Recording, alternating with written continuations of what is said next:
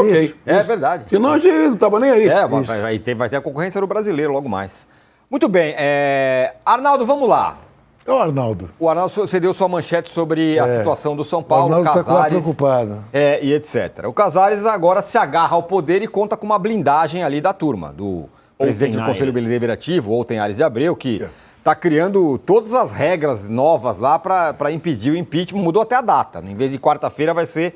O pai dele também gostava muito de inventar regras. Vai ser sexta-feira. Olha lá, São Paulo. Conselho blinda Casares de voto online usado com oposicionistas. Enfim, ali tá difícil, né? Que estão tentando blindar o Casares de qualquer forma. E no meio disso tudo, o Flamengo vai lá e fala: Marcos Antônio, aqui as coisas estão legais. Que tal você vir para cá? E o Marcos Antônio fala: eu acho uma boa ideia. Essa é a vida do São Paulo. Para quem diz que política não se mistura com futebol e que as coisas não transbordam para o campo, né? É inevitável essa situação. Bom, eu só discordo de uma coisa da abordagem inicial aí, Tironi. A turma que está blindando o Casares são cada vez menos, né? Acho que não dá para contar mais nos dedos de uma das mãos, né? Quem está blindando o Casares nesse momento é o seu fiel escudeiro, parceiro de golpe, Olten Aires de Abreu, que é o presidente do Conselho. E o Ives Gandra, né, Arnaldo? Ah, sim. Aí, Ives Gandra, Carlos Miguel Aidar. Sim, Pimenta. Leco. Uma dupla de notório saber jurídico. O corpo jurídico do São Paulo é muito forte também, né? Tudo mais. Essa Arnaldo, situação toda que o Juca está falando. Eu só quero que você complemente com isso. Eu te confesso que eu fiquei surpreso quando eu vi que Carlos Miguel Aidar e Mesquita Pimenta são do Conselho Consultivo. E o Leco também. Não, sim, mas o Leco nunca foi expulso do São Paulo. Sim. Como foram Pimenta e Aidar. Sim. O Aidar renunciou. Foi do Conselho Deliberativo. Para o Juca, o Conselho Consultivo, né, que é uma espécie de reunião de notáveis, são uns 10 mais ou menos, reúne ex-presidentes do São Paulo, do Executivo, e ex-presidentes do Conselho Deliberativo. A não ser o Ives Gandra, que não foi nem presidente do São Paulo, do Executivo, e nem presidente do Conselho Deliberativo. Mas ele foi presidente do Conselho Consultivo sem poder ter sido. Enfim. Né? E o Ives Gandra, não vou entrar no mérito, tá? Sim. Não vou entrar no mérito, vou entrar no mérito só do São Paulo. Sim. O Carlos Miguel Aidar, Juca, não sei se você sabe, ele foi expulso do Conselho Deliberativo. Sim. Ele não é mais conselheiro de São Paulo. Mas ele se mantém no Conselho Consultivo por uma manobra e por ter sido ex-presidente do São Paulo. Eita. Ou seja, ele não tem direito a voto no impeachment do Casares, por exemplo. Então tem uma série de aberrações. E esse Conselho Consultivo, na verdade, ele não tem o poder de veto ou de voto, mas ele é uma espécie de filtro inicial para questões nevrálgicas envolvendo a política do clube. É um clubinho, né, onde todos se protegem de alguma forma, né? O problema é que o parecer do Conselho Consultivo no início da semana, ele, em vez de desencadear uma blindagem, como diz a matéria do Pedro, maior ao Casares, ele proporcionou uma revolta maior em relação ao Casares. Tamanha desfaçatez do comunicado do Conselho Consultivo, assinado pelo José Eduardo Mesquita Pimenta, hoje presidente do tal conselho. O que aconteceu de lá para cá, do início da semana para cá, do posse de bola de segunda-feira para cá? O Casares foi perdendo aliados ao longo da semana.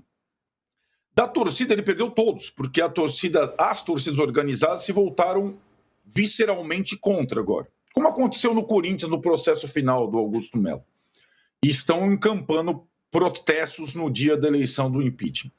E os grupos da situação que sustentavam o Casares eram 6, agora são apenas 2. 4 debandaram.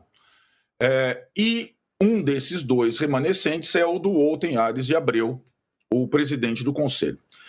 O Olten Aires e o Casares já deram 2 golpes no São Paulo. O primeiro, o da eleição propriamente dita, porque eles conseguiram aprovar uma mudança no estatuto que permitia ou que obrigava a votação em chapa única. Ou seja, o conselheiro que votasse, ele tinha que votar no cara do executivo e no cara do legislativo da mesma chapa, do mesmo partido. Ele não podia votar, por exemplo, no Casares para presidente e no filho do Marcelo Portugal Gouveia, o Marcelinho Portugal Gouveia, para presidente do conselho. Isso no São Paulo era prática comum. Você podia votar. Isso garante uma pluralidade maior, né? Muitas vezes aconteceu isso. São Paulo teve um presidente de um grupo e o presidente do conselho de outro grupo, o que é saudável, né? Para fiscalização das coisas. Ou seja, eles conseguiram essa pequena e crucial mexida lá na frente. E os dois, Olten e Casares, mexeram de novo no estatuto para permitir a reeleição há 2 anos e eles estão aí reeleitos no cargo. Então, um tenta agora segurar o outro. Não é um grupo mais, é o Olten agora manobrando como presidente do conselho, criando obstáculos para a votação do impeachment, né? Aí ele mudou, exigiu o voto secreto, exigiu o voto presencial e agora acatou um pedido do Casares de aumentar o número mínimo de votos.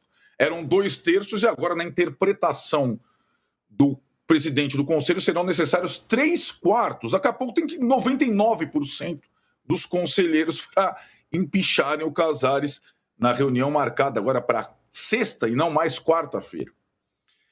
O fato é que o Casares já não tem mais a maioria do conselho e o Casares sabe que os 2/3 possivelmente seriam atingidos para tirá-lo do poder na votação desta semana que vem. E a cada dia que passa, ele vai perdendo aliados, né? Vai ficando isolado. Então, essa resistência, ele não quer renunciar, ele tenta sobreviver mesmo contra a onda política contra, ela vai minando também o São Paulo nesse início de ano. São Paulo parado, o futebol abandonado e que projeta um 2026 muito difícil para o São Paulo. Quando a gente olha para o Corinthians, você vê a cara de satisfação do Juca, né? Ganhou 2 taças, pagou o transferban, vai ter eleição no final do ano, tem projeto da Safiel, etc. e tal, porque o Corinthians já passou por essa faxina prévia, né? Já tirou o presidente, já está. Não que esse governo atual corintiano seja ilibado, né? Seja exemplar. Mas esse caos político, o Corinthians já passou da primeira etapa. E, no campo, conseguiu se garantir o ano passado e agora as coisas vão melhorando. O São Paulo ainda vai passar, está passando pelo caos político. Vamos ver onde isso vai dar. Agora, que o Júlio Casares conseguiu a proeza de, em 2 anos, se tornar o pior presidente da história do São Paulo, com tudo que ainda vem por aí em termos de investigação, ele conseguiu a proeza.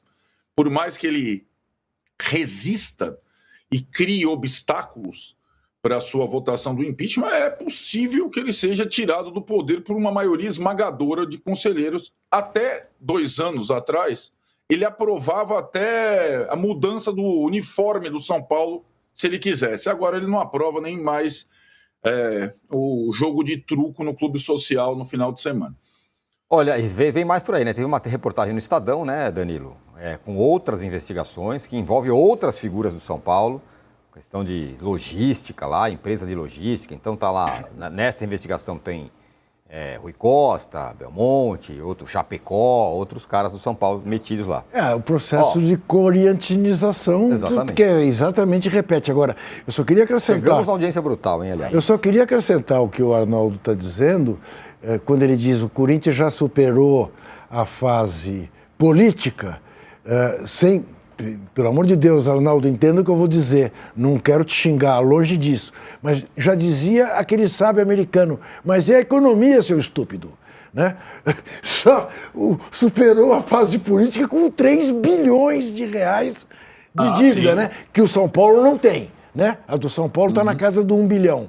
Né? É mais fácil resolver. Né? Mas só de o Corinthians ter acertado o transferban Não, sem dúvida. antes do transferban do Rojas, já pagou o Rojas. Sim. O transferban do Félix Torres foi resolvido. Me parece, finalmente, que alguém está pensando, né, de uma maneira, para pelo menos pôr ordem na casa. Já o São Paulo... Sim, tá certo. Tá certo. O presidente perdeu o apoio perdeu 4 grupos de coalizão. 120 conselheiros praticamente. Já tem os 50 opositores. Ele olhou, fez as contas e falou, isso aqui já dá o número para eu ser empichado. vamos tentar dar um golpe e mudar outra coisa. Então mudou, como disse o Arnaldo, para 3/4. Agora precisa de 190. É um absurdo. E se consegue Mas, o apoio... Danilo, Diga. O curioso é que o Casares definha politicamente quando ele tentou, em tese, colocar ordem na casa econômica, certo? A partir do momento em que ele adota uma política de maior austeridade, chama lá o FDIC, para de contratar, pisa no freio, põe um band-aid na dívida, que não cresceu esse ano. É aí que ele define politicamente, curiosamente falando, né? É curioso esse movimento. Né? Sim, mas que o que acho explodiu, ele definha foi... politicamente porque o São Paulo aperta o cinto até o último botão e apenas consegue estancar a dívida, e aí surgem os escândalos que surgem.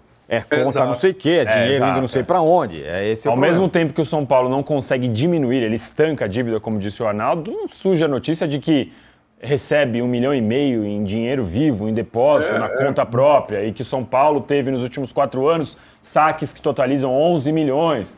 De novo, é tudo uma investigação, é princípio, ainda pode piorar, mas a gente não tem conclusão de nada, mas assim, eu acho que essa foi a gota d'água, né? Porque, tecnicamente, eu acho que o Conselho do São Paulo não largaria a mão do Casares se não fosse este escândalo. O Casares ia lá ficar falando, não, a dívida parou, a gente não ganhou, mas vai ser um ano difícil, a base precisa ser vendida por causa disso, porque o Galápagos vai fazer tal coisa. Agora, a partir do momento que surge um escândalo desse, e o que para mim é mais curioso é que assim, o Casares já sentiu pequenas mostras de que ele não vai conseguir andar na rua, né? Claro ele foi na casa do Ives Gandra e teve lá por 2 torcedores chutaram o carro dele. Imagina se ele quiser ir no Morumbi um dia, sendo que agora a Independente, a Dragões, todo mundo já largou a mão dele.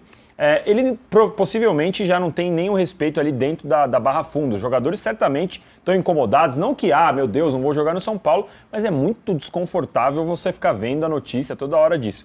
O cara percebeu que ele não tem mais governabilidade, mas ele está agarrado e consegue mudar o estatuto, muda a votação. Tudo por quê? É ego? O que é? Porque ele já sabe, está na cara que ele não tem mais como governar o São Paulo. Ele vai só prejudicar o São Paulo e ele está agarrado até... Então, assim, isso para mim é o que mais me assusta, porque está na cara que ele não vai conseguir fazer nada pelo São Paulo esse ano. Mauro! E o Marco Antônio? Me conte. É isso que eu vou colocar